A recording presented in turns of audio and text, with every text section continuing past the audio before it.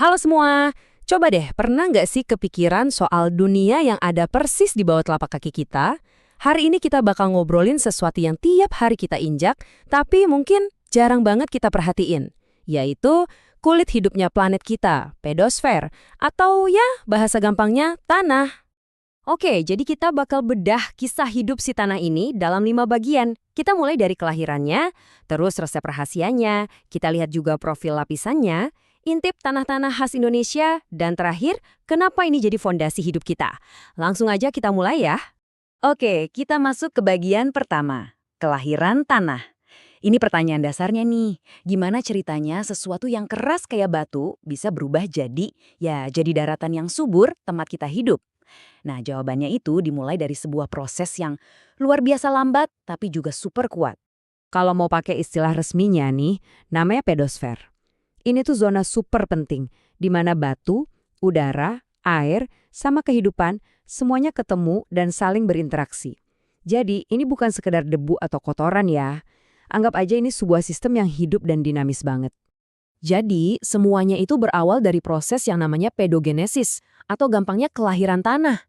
Coba bayangin deh, batu yang super padat itu pelan-pelan dihancurkan. Butuh waktu ribuan tahun loh. Nah, proses penghancurannya ini lewat 3 kekuatan utama. Ada pelapukan fisik, ini gara-gara perubahan suhu ekstrim. Terus ada pelapukan kimia, misalnya kayak air hujan yang melelehkan batu. Dan terakhir ada pelapukan biologis, ini dibantu sama makhluk hidup kayak akar pohon dan mikroba kecil. Oke, jadi sekarang batunya udah mulai pecah dan melapuk. Tapi, yang bikin satu tanah beda sama tanah lainnya tuh apa? Nah, ternyata ada semacam resep rahasianya. Ada 5 bahan utama yang nentuin hasilnya. Dan kita bakal bongkar resep ini sekarang juga. Dan ini dia resepnya, biar gampang diingat, singkatannya CLOR-PT. C-nya itu climate atau iklim, ini yang nentuin seberapa cepat proses memasaknya. O-nya organism, ini yang nambahin bumbu organik. R itu relief atau topografi, ini nentuin di mana adonannya bakal ngumpul. P, parent material atau bahan induk, ini bahan dasarnya. Dan terakhir T, time atau waktu. Nah, waktu ini ibarat kokinya yang super sabar, yang ngaduk semua bahan ini jadi satu. Nah, kita kan udah tahu nih resep bikin tanah. Sekarang, yuk kita coba gali lebih dalam, bukan cuma secara metaforis ya, buat lihat kayak apa sih struktur lapisannya. Paling atas, ini ada yang namanya horizon O.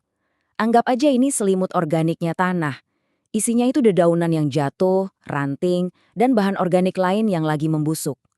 Fungsinya ya kayak kulit pelindung yang sekaligus ngasih nutrisi.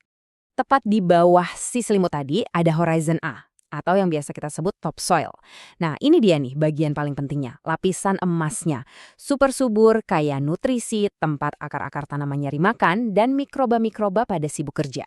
Makin ke bawah, kita ketemu horizon B atau subsoil. Kalau horizon A itu dapurnya, nah horizon B ini gudang atau rekening tabungannya.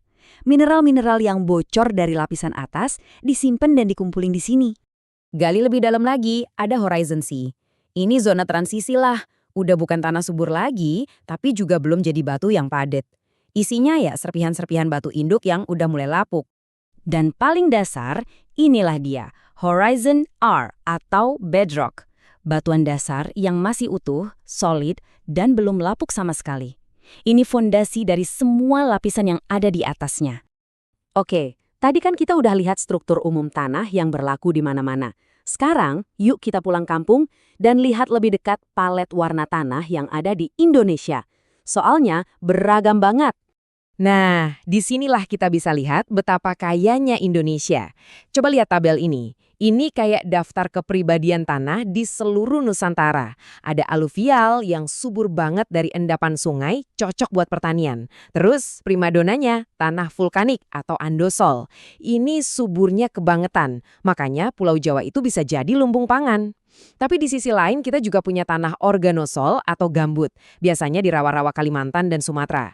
Dia ini jago banget nyimpen karbon. Tapi sayangnya asam dan gampang banget kebakar. Setiap jenis tanah ini punya ceritanya sendiri dan nentuin apa yang bisa tumbuh di atasnya. Oke, jadi intinya bukan cuma soal tanah itu apa ya. Pertanyaan yang lebih penting adalah tanah itu buat apa sih buat kita? Dan apa aja ancamannya? Ini bagian yang krusial banget. Jawabannya Tanah itu melakukan hampir segalanya. Dia yang numbuhin makanan kita, dia yang jadi filter raksasa buat air minum kita. Dia jadi rumah buat jutaan makhluk hidup, dari cacing sampai bakteri. Dan ya, dia juga yang nopang semua gedung dan rumah kita. Benar-benar pahlawan tanpa tanda jasa buat peradaban manusia. Nah, di sini kita sampai di persimpangan jalan. Di satu sisi, ada ancaman serius. Ada erosi, ada polusi yang bisa bikin tanah subur jadi mati. Tapi, di sisi lain kita punya solusinya. Kita punya cara-cara cerdas kayak terasering di lahan miring, reboisasi buat menghijaukan kembali, dan rotasi tanaman biar tanah nggak capek. Ini bukti kalau kita sebenarnya bisa kok kerja bareng alam, bukan malah melawannya, demi menjaga tanah kita tetap sehat. Sebagai penutup, saya mau tinggalin satu pertanyaan buat kita renungkan bareng-bareng. Tanah menopang hidup kita. Nah, pertanyaannya, bagaimana kita menopang balik si tanah ini? Kita ini kan 100% bergantung sama dia buat bertahan hidup. Jadi pertanyaannya udah bukan lagi perlu nggak sih kita jagain tanah, tapi gimana cara kita menjaganya? Itu yang paling penting.